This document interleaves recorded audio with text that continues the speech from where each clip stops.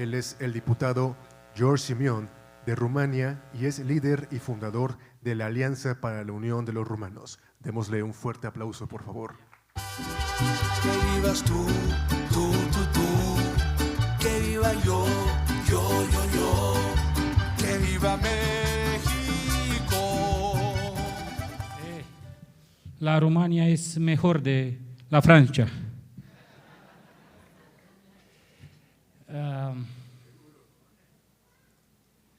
Dear fellow conservatives, dear friends, queridos hermanos mexicanos.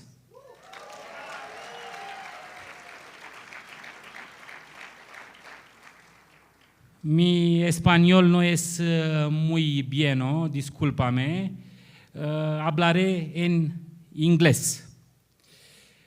It's an immense honor for me to be here today in the same stage as important leaders of the international conservative movement. I am deeply grateful for this opportunity to represent Romania at an event of such importance for our shared values. Special thanks to your leader, Eduardo Verasategui. Great leader. You are happy to have him. Viva México. E viva Romania. And special thanks also to Dr. friends of ours, Alejandro Diaz Villalobos, they are Eduardo and Dr. Diaz, real freedom fighters and friends. Un cálido saludo del pueblo rumano.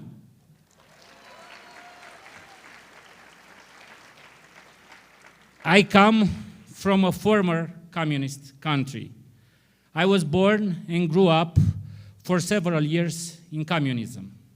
23 million Romanians were prisoners in their own country. We were not entitled to have a passport. We did not have the basic right of free movement. We lived under the empire of fear, censorship, and self-censorship. The rules, the fences, the limitation of fundamental rights were clear. We knew that what it was said at home cannot be repeated at school, at work, or in public. Back then, the Western world represented the free world to us. And it is very strange for my generation to admit that a new form of Marxism and Leninism and dictatorship comes to us precisely from the countries that were once considered free. So I am glad today to be with people like you who have already opposed these attacks in Mexico, in the United States, in Ecuador, in Peru, in Colombia. Congratulations, you have my support. I congratulate you for your courage and determination you have shown and still do. Todos juntos tenemos luchar por la libertad de nuestros países. It's hard for me in Spanish. So in Romania, after we were forced during communism to express ourselves in a repressive language, today we are forced to learn the new repressive language of neo-Marxism and to accept at the same time, in addition to diabolical terminology, rules, obligations, limitation of our freedom. In the novel of George Orwell, 1984, the special language was called New Speak. In today's dictatorship and in today's world, it is called political correctness. Today, the majority of the population bows its head and obeys without hesitation any orders or decisions. Few are the ones who revolt and oppose, and even fewer are willing to sacrifice for an idea and for an ideal. We, conservatives, are the ones who revolt against those who want to trample on our rights our freedoms, our values. And we feel like living in another novel of George Orwell, Animal Farm, Granja de los Animales, where the leaders are the leftist pigs and not the lions like they should be. So I say, sí a los leones y a la biología, no a los cerdos y a la ideología de género.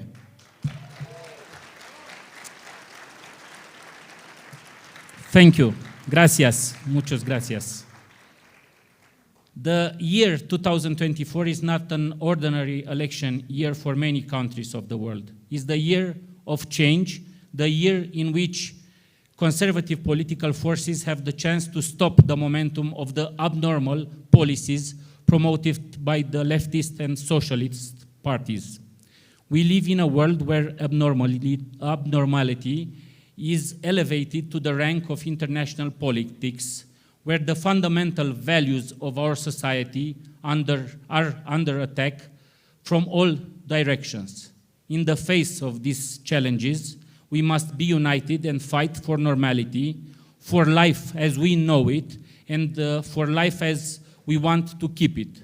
In the United States, Donald Trump is fighting a crucial battle, one that we know he will win, thereby influencing world politics for the better. He will correct, hopefully, the errors of the past years and bring hope again to those who believe in freedom, in nation, and in God. Dios, patria, familia, libertad. His victory will be also the victory of those who believe that we can reach peace in Ukraine. I hope we can reach peace in Ukraine because us Romanians, we are at the border of this war. In Romania, we are at similar turning points. This year, we have elections for parliament and for president. I will be in the second round of the presidential elections, most probably to face the socialist candidate. Enfrente de ustedes es el futuro presidente de Romania.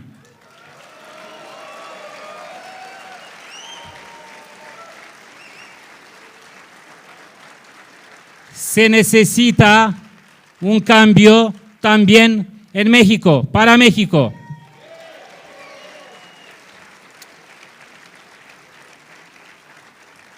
I'm sitting in front of you today, as I said also in Romania, I say clearly and bluntly, we need an alliance of conservative and sovereignist forces everywhere.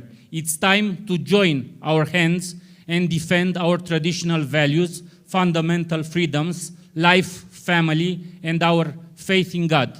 In the face of political attack from the left and neo-Marxists, we must be strong.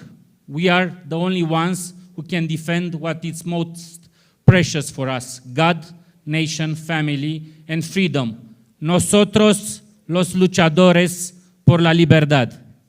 We must unite. We in Romania were accused of being extremists and of being radicals. Why? Because we fought for the rights and freedoms of Romanians, for the right to choose freely, because we opposed the forced vaccination of citizens with an unknown vaccine. But time proved us right. Today, my party, is the second political force in Romania, and this is no accident. Dear colleagues, we are not alone in this battle. We are part of a global movement of conservative and sovereignists who believe in a world where our values are not negotiable.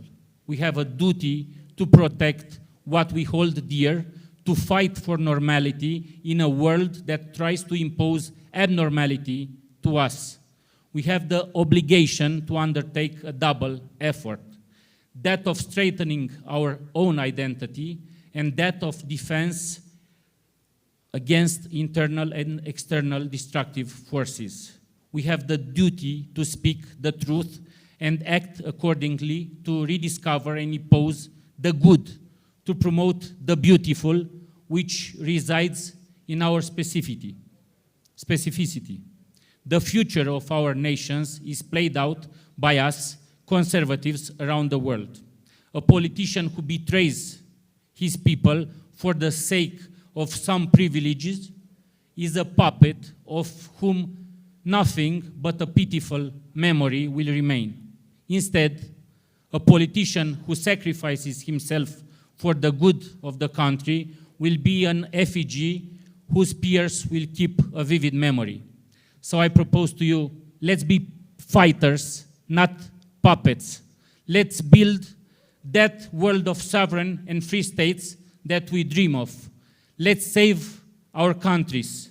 Lucharemos per nuestro futuro, el futuro de nuestros hijos, per el futuro de nuestros países. Thank you from the bottom of my heart.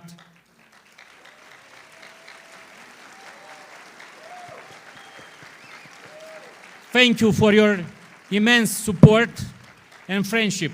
Together we can win the battle and secure a better future for all who believe in freedom. May God bless us all and give the strength to fight for a world the way we want it. Que Dios bendiga a nuestros países. Gracias muchos.